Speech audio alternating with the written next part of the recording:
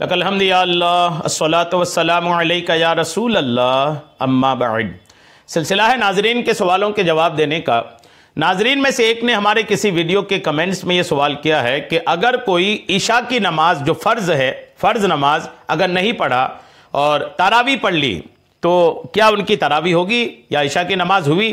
क्या इस मामले में है कि अगर कोई इशा की फ़र्ज़ से पहले तरावी की नमाज पढ़ ले, यानी बाज़ औक़ात लोग उस वक्त मस्जिद आते हैं कि तरावी की नमाज शुरू हो चुकी होती है, तो ऐसी सूरत हाल में बाज़ औक़ात लोग ये कर लेते हैं कि इशा तो मेरी छूटी गई, अब जो तरावी चल रही है इसमें शरीक हो जाते हैं और फिर इसके बाद हम इशा की फ़र्ज़ जो है वो पढ़ लेंगे। ये उमूमन लोग करते हैं, एक बड़ी तादाद होती होगी ऐसे लोगों की जो ऐसा करते हैं। क्या सही है?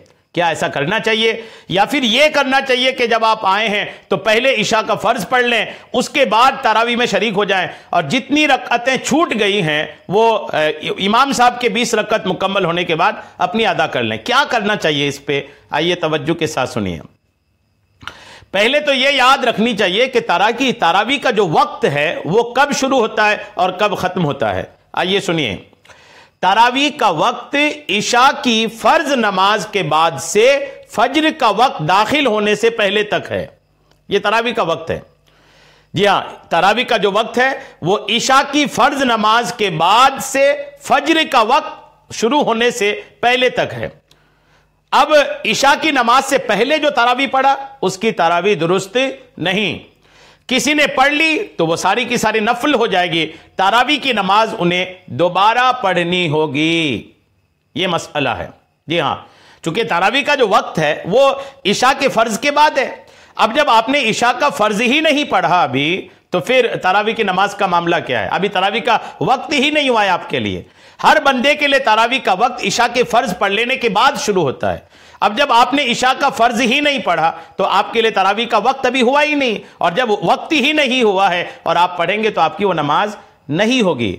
लेकिन जो पढ़ा तो क्या सब बेकार गया? बेकार नहीं गया, वो नफल नमाज का सवाब मिलेगा। तरावी बहरहाल आपको दोबारा पढ़नी पड़ेगी।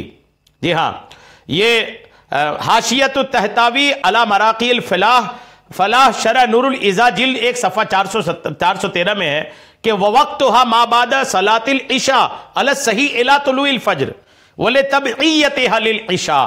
यानी तरावी जो है ना ये इशा के ताबे है। इशा के ताबे है तरावी, यानी जब तक इशा नहीं होगी तब तक तरावी नहीं होगी। इशा पहले, उसके बाद तरावी।